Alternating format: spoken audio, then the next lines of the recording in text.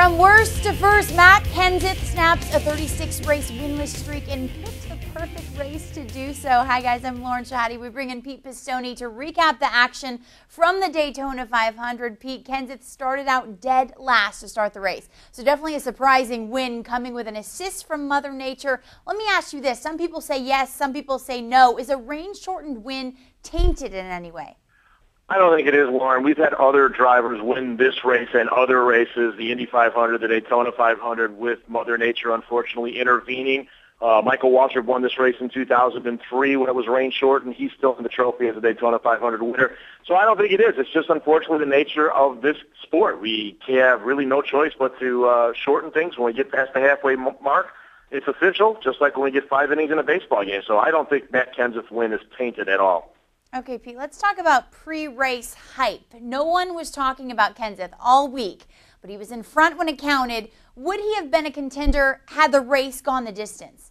I think he would have, Lauren, because those Fords were working together. And, you know, you got to have teammates here at Daytona in the draft. And Matt was getting some help. And as you mentioned, he started dead last, but he worked his way to the front. And I think if he would have finished those final 48 laps, I think Kenseth would have been right there and challenging for the win. But certainly they made a good move with the rain coming, getting to the front when they did, because they knew that if the red flag did fly and they were in front, they would be the winner. And that complete strategy played itself out perfectly for them. You know, Pete, you were right there in the action, but on TV you saw Dale Jr. shake Matt Kenseth's hand. Outside of Kenseth, Dale Earnhardt Jr. has to be a topic of conversation, that controversial crash that took out 10 cars. What was your view on that? Well, it's interesting, Lauren, because if you look at what happened with Dale Earnhardt Jr. and Brian Vickers today, it is very, very similar to what happened in the Saturday nationwide race when Jason Leffler made a move very similar to Dale Earnhardt Jr. and took out Stephen Wallace and a bunch of other cars.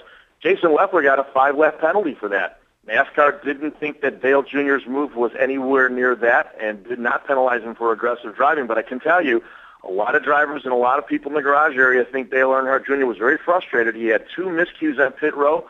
They think that he was trying to make that up on the racetrack and did a move that maybe if he had to think about it again, he wouldn't have done. He wound up picking out 10 cars, including the guy who was leading, Kyle Busch. So I think this controversy around Jr. is going to go on for a few days for sure. Perhaps he's frustrated, but it is still very early. That crash took out Kyle Busch. Was he the guy to beat? How do you think he took the consequences? Yeah, I think he definitely was the guy to beat, Lauren. He had the fastest car. You know, again, we talked about it when we previewed the race. He won here in July. He came home so close to winning a year ago. And I think if we would have continued to go green, he would have been the guy to beat. Surprisingly, though, and as you know, Kyle's a very animated driver and a guy when he wants to be. I thought he took the consequences pretty calmly. Maybe that's a sign of maturity for him because he knows he's got a good car, and I think you're going to see Kyle Busch challenging for a lot of wins this year.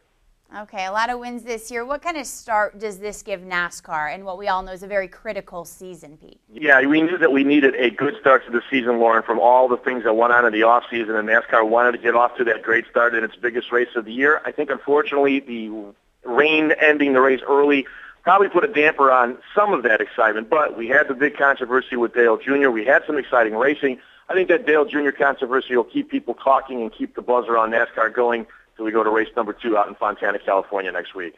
Sounds good. Have fun and stay dry there. Okay, Lauren, thanks. Talk to you next week. All right, sounds good. Everything NASCAR on CBSSports.com. I'm Lauren Shehadi.